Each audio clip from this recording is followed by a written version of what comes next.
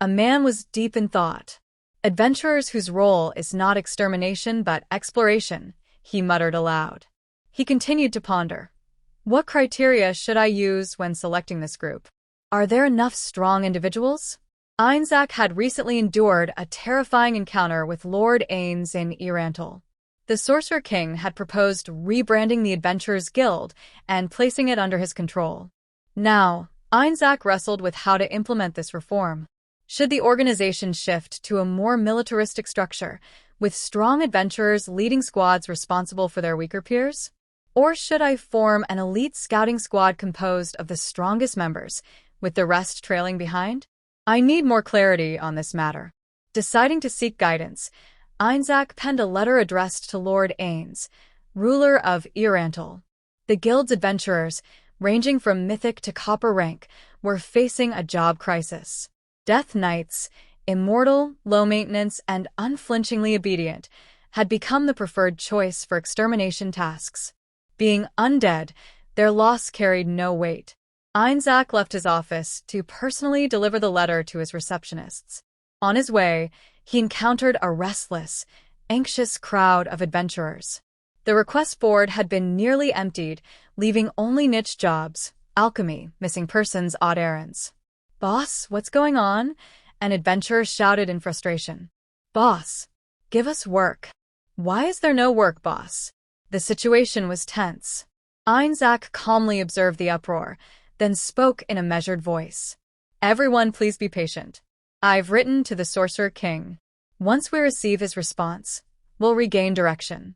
The crowd, seeing the official seal on the letter, began to settle. They returned to their seats, murmuring with guarded hope. "The situation isn't improving, boss," whispered the receptionist as Ainz approached. He closed his eyes and nodded. "Send this to the great tomb of Nazareth. Hopefully, someone will be dispatched to guide us." He stepped outside for a moment of calm air. The receptionist quickly summoned an adventurer known for her speed and gave her the task. Without hesitation, she raced toward Nazareth. Ainz turned to watch her fade into the distance, exhaled deeply, and wished for a favorable outcome. The adventurer, gifted with the ability to travel through shadows, soon arrived at the outskirts of a temple crawling with undead. Choosing stealth, she remained hidden until a maid caught sight of her, forcing her to emerge.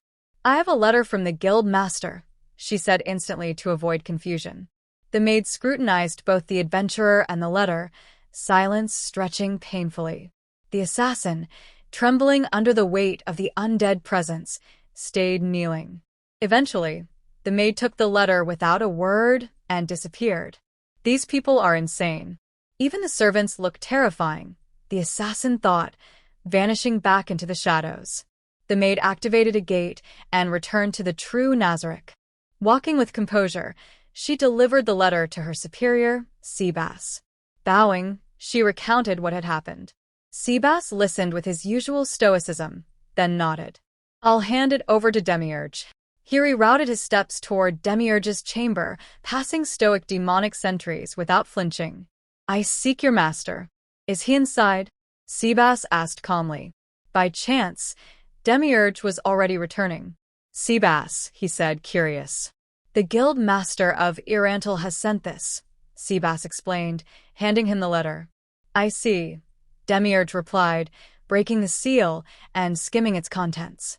A sly smile crept across his face. "The humans have accepted Lord Ainz's mercy. The guild is ours. We may now begin our true mission, exploration. All in service to Lord Ainz." "Indeed. All is according to his will," Seabass agreed. "However," Demiurge continued, "most of these humans are weak. We might need to bolster our ranks with other races. Then allow me to handle recruitment. I'll find the strongest of every race to ensure Lord Ainz's vision is fulfilled," Seabass offered. "With Albedo away, I'm overseeing diplomacy for now." "I see no issue with that," said Demiurge. "I'll begin at once," Seabass replied, departing without another word. Days later, Seabass sat at a table, visibly unimpressed.